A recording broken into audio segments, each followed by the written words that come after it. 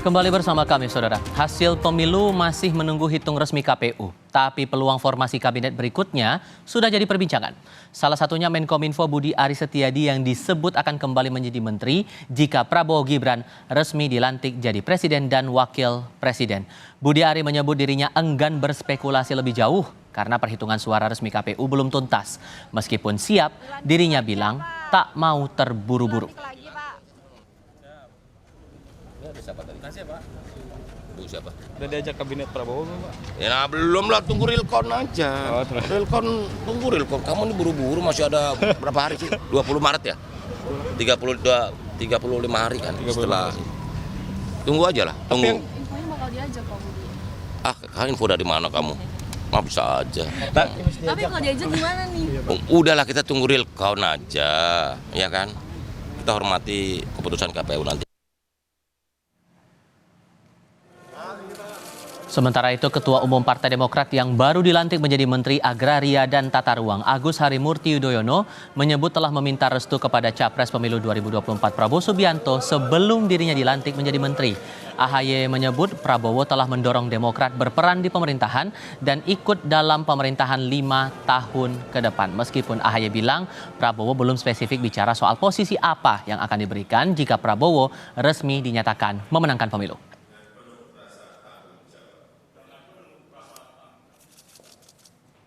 Dengan Pak Prabowo tadi malam, saya tentu melaporkan kepada beliau, termasuk juga meminta doa restu, blessing, karena bagaimanapun beliau adalah capres yang kami usung, juga pemimpin dari Koalisi Indonesia Maju 5 tahun ke depan. Dan beliau mengucapkan selamat dan tentunya mendorong memang sejak awal agar saya bersama Demokrat itu berperan di pemerintahan dan tentunya 5 tahun ke depan. Tapi tidak secara spesifik atau belum membahas secara spesifik apa yang akan dikerjakan 5 tahun ke depan dalam susunan atau formasi tertentu. Nanti mungkin di kesempatan berikutnya kita akan bicara seperti itu. Di lain pihak, tim kampanye nasional Prabowo Gibran menekankan Presiden Joko Widodo akan berperan signifikan dalam menyusun kabinet jika Prabowo resmi dinyatakan menang pemilu, termasuk dalam penyusunan kebijakan strategis.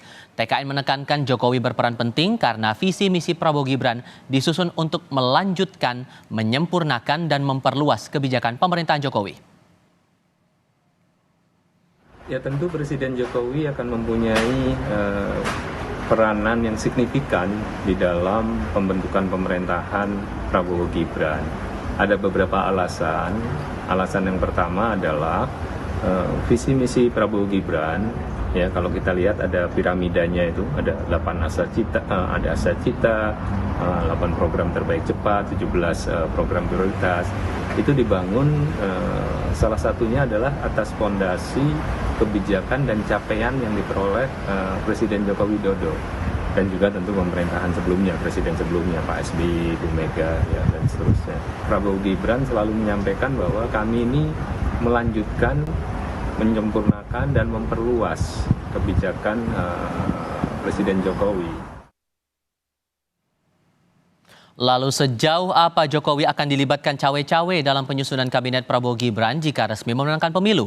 Kami diskusikan bersama dengan para narasumber. Bergabung saat ini anggota Dewan Pakar TKN Prabowo Gibran yang juga Ketua Dewan Pakar Partai Amanat Nasional Derajat Wibowo dan pengamat politik Ikrar Nusa Bakti. Selamat sore semuanya, apa kabar? Selamat sore, Bang Sipal. Ya, terima kasih semuanya sudah bergabung bersama kami. Pak Derajat, berperan signifikan posisi Pak Prabowo, posisi Pak Jokowi ini untuk membantu penyusunan kabinet Prabowo Gibran. Sesignifikan apa sebetulnya dan sampai sejauh mana peran Pak Jokowi ini? Apakah hanya di masa transisi saja? Saya rasa tidak ya. Jadi seperti yang saya sampaikan bahwa kita melanjutkan di piramida itu fondasi dari capaian Pak Jokowi, kemudian kami juga akan melanjutkan IKN, melanjutkan hilirisasi dan sebagainya ya.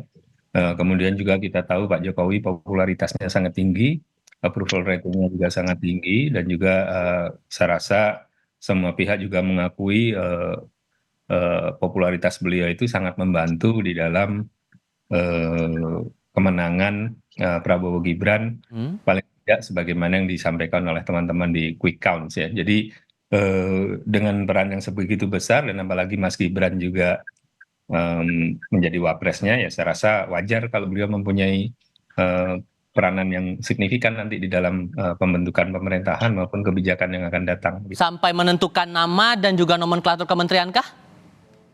Nah, itu saya buka kantong terlalu banyak. Tapi berarti signifikannya sampai ke sana atau gimana, Pak? Ya, tentu begini, nanti penyusunan kabinet dan sebagainya itu akan dibahas oleh beliau ya, Presiden Jokowi, oleh Pak Prabowo, Mas Gibran, dan para ketua umum partai. Dan kebetulan para ketua umum partai ini kan menteri semuanya sekarang yang di parlemen ya. Mas Erlangga, Pak Prabowo juga, Bang Zul, kemudian Mas Ahaye. Nah, kemudian partai yang non parlemen ya, ketua umumnya ada Mas Kaisang ya, kemudian juga partai-partai lain ada Bang ini apa namanya Ustadz Anies ya. Jadi mereka yang akan membahas. Kemudian setelah itu ya baru akan diputuskan nama-namanya. Nanti baru akan kelihatan berapa dari parpol, berapa non parpol, dan sebagainya. Oke, pelibatan Jokowi di mata TKN ini menurut Anda, Pak Ikrar, hal yang wajar kah? Ya, kalau menurut saya harus dibatasi ya. Kenapa? Kalau nggak dibatasi, ini kemudian kita bertanya, ini kabinet Jokowi lanjutan atau kabinet Prabowo gitu. Kenapa demikian? Kan biar bagaimanapun sekarang kan bukan lagi eranya Pak Jokowi ya. Pak Jokowi itu kan cuma membawa pasangan Prabowo Gibran itu memenangi pemilu presiden 2024 ini. Kenapa demikian? Sebab kalau misalnya Pak Jokowi masih diberikan kesempatan untuk itu, ya itu kemudian orang juga akan bertanya-tanya, ini berarti masih kelanjutan dari pemerintahan Jokowi kah? Atau kemudian Pak Jokowi itu masih lagi diberikan kekuasaan yang boleh dikatakan seharusnya sudah tidak boleh berkuasa lagi gitu kan. Jadi ini menjadi suatu tanya-tanya besar buat masyarakat. Dan kemudian juga harusnya Pak Prabowo kenapa harus memegang independensi dalam hal ini, karena biar bagaimanapun kabinet ini adalah kabinet dia, bukan kabinet Jokowi. Jadi inilah yang kemudian menjadi suatu persoalan ya. Ini berarti ini yang namanya Jokowi itu masih prolong his power in the government gitu kan. Jadi kan. Tapi kalau Anda melihatnya dari awal saja pembentukan nama, saran-saran pembentukan kabinet saja sudah melibatkan Pak Jokowi, nanti saat pemerintahan berjalan apakah ini akan ada bayang-bayang Jokowi juga di pemerintahan Prabowo Gibran nanti? Yang jelas menurut saya ya dalam masa bulan madu sih mungkin saja akan ada apa istilahnya itu bayang-bayang Jokowi di situ. Tapi biar bagaimanapun yang namanya seorang presiden tentunya dia tidak ingin diintervensi oleh kekuasaan manapun ya, terlepas dari Jokowi itu adalah presiden apa istilahnya itu sebelumnya gitu kan. Jadi ini yang harus kita lihat ya. Saya beri contoh misalnya, apakah kemudian Pak SBY juga ikut campur di dalam urusan pemerintahan setelah dia turun dari jabatan presiden? Saya pikir enggak ya. Atau kemudian juga ya Pak JK juga kemudian begitu dia turun jadi wakil presiden, dia tidak pernah berusaha untuk kemudian juga membayang-bayangi misalnya apa yang harus dilakukan oleh Pak wakil presiden sekarang begitu kan. Jadi ini harusnya sesuatu proses yang alamiah ya seperti itu. Jangan kemudian kita lagi-lagi mesti terus tergantung kepada Jokowi begitu.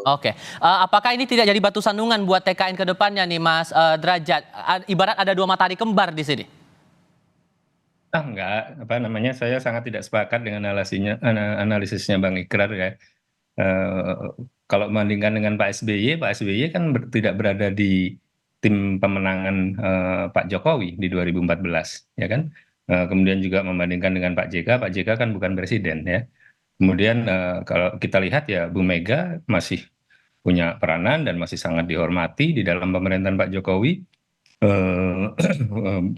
Beliau presiden malah ada selang Pak SBY 2 periode, tapi beliau punya peranan di dalam mengusulkan menteri dari PDIP begitu ya. Jadi saya rasa itu wajar saja di dalam realitas politik Indonesia. Dan kalau ada kekhawatiran matahari kembar, tidaklah karena Pak Jokowi orang yang sangat tahu mengenai ketatanegaraan ya. Jadi ketika Pak Prabowo sudah dilantik, ya otomatis tongkat komando udah beralih ke Pak Prabowo. Jadi mataharinya ya Pak Prabowo gitu ya, dibantu oleh Mas Gibran. Bahwa kemudian nanti Pak Prabowo minta saran kepada Pak Jokowi atau apa, itu saya rasa wajar-wajar saja. Jadi tidak khawatir bahwa ada dua kingmaker dalam satu kubu begitu, Mas? Enggak, saya nggak ada kekhawatiran. Beliau peranannya itu tentu di awal dalam pembentukan pemerintahan awal pasti akan diminta pandangan. Kemudian juga setelah itu ketika pemerintahan berjalan ya beliau akan lebih banyak memberikan Oke. sehat atau saran. Jadi ya tidak akan cawe-cawe misalkan bilang Pak Prabowo Anda begini-begini ya. Enggak, Pak Prabowo bukan menterinya lagi. Jadi Oke. saya rasa sih itu kekhawatiran yang berlebihan, dan kami yang real di dunia politik yang betul-betul terjun, betul-betul sehari-hari berhubungan, berkomunikasi, berdiskusi dengan beliau-beliau itu, kita nggak melihat ada masalah ke sana. Gitu. Oke, termasuk untuk kondisinya sekarang. Kita bicara keadaan sekarang, apakah pembahasan itu sudah berjalan untuk pemerintahan ke depannya, kabinetnya apa-apa saja dan penyusunan timnya bagaimana begitu? Belum. Jadi seperti yang sudah saya jawab di berbagai tempat, belum ada sama sekali. Jadi kalau ada bocoran-bocoran kabinet itu udahlah news value-nya zero itu ya. Jangan dianggap gitu ya. Oke. Kan belum ada para ketum parpol itu sekarang masih sibuk menjaga suara dan kursi di pileg masing-masing. Oke. Saya sendiri sekarang setelah selesai Pilpres, saya ditugaskan ketum saya, Bang Zul, itu ada beberapa dapil yang harus saya bantu gitu ya untuk jaga supaya suara PAN tidak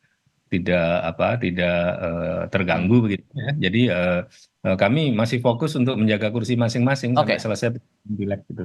Termasuk juga kalau kita lihat keadaannya sekarang kan Pak Ahaye udah dapat posisi nih sebagai Menteri ATR BPN begitu. Apakah ini bisa dikatakan dan sudah lapor Prabowo dapat endorsement dari Pak Prabowo pula begitu kan? Apakah ini bisa dinyatakan untuk mengunci nih posisi kementerian untuk kedepannya begitu? Enggak, kan nanti kan ada pembicaraan lanjutan. Nah, tentu di dalam pembicaraan lanjutan ketika melibatkan Demokrat tentu akan Pak Prabowo, Mas Gibran akan berkonsultasi juga dengan Pak SBY tentu. Jadi nggak mungkin misalkan Pak Prabowo dan Mas Gibran mengambil dari Demokrat orang yang tidak di approve oleh Pak SBY atau Mas AHY kan. Jadi saya rasa tidak ada yang istilahnya kunci itu, tapi memang komitmen ke Demokrat ini kan sudah agak lama sebenarnya ya untuk Demokrat gabung, tapi kan sama seperti PAN, komitmennya sudah agak lama, tapi realisasi untuk kemudian Bang Zul menjadi Menteri Perdagangan itu kan ada tenggat waktu. Oke. Jadi saya sih melihatnya proses yang relatif normal di dalam politik Indonesia begitu. Oke, terakhir Pak Ikrar, Anda melihat ini bakal muncul friksi tidak kalau perjalanan ini akan berterusan begitu? Ya, saya pikir ini tidak akan berkepanjangan ya. Saya ingin menanggapi teman saya dulu ya, Mas Derajat ya. Jadi kalau Megawati dengan Pak Jokowi itu kan karena memang Jokowi kan diajukan oleh PDIP dan Mega juga tidak pernah intervensi, itu semuanya tergantung kepada Presiden Jokowi pada saat itu ya. Cuma kan Mega hanya misalnya mengajukan nama-nama dari partainya gitu kan. Jadi bukan dari partai yang lain. Tapi sekarang kan Anda tahu Jokowi itu tidak punya partai gitu kan, atau belum punya partai walaupun selalu dikatakan katanya PSI itu partainya Jokowi ya.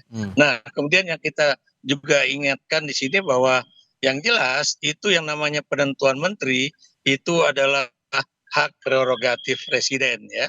Jadi itu yang harus kita lihat ya. Maksud saya di sini adalah agar Pak Prabowo itu benar-benar memegang kekuasaan ya, atau memegang otoritas penuh di dalam penentuan siapa yang akan masuk kabinet ya. Kalau sekedar bertanya boleh, tapi kalau kemudian sampai menentukan siapa posisi di mana, itu buat saya ini akan menimbulkan suatu persoalan di kemudian hari begitu. Baik, Pak Ikrar Nusa Bakti, terima kasih. Mas Derajat Wibowo juga terima kasih sudah hadir berdiskusi bersama kami kali ini. Sehat selalu semuanya. Selamat sore. Selamat sore.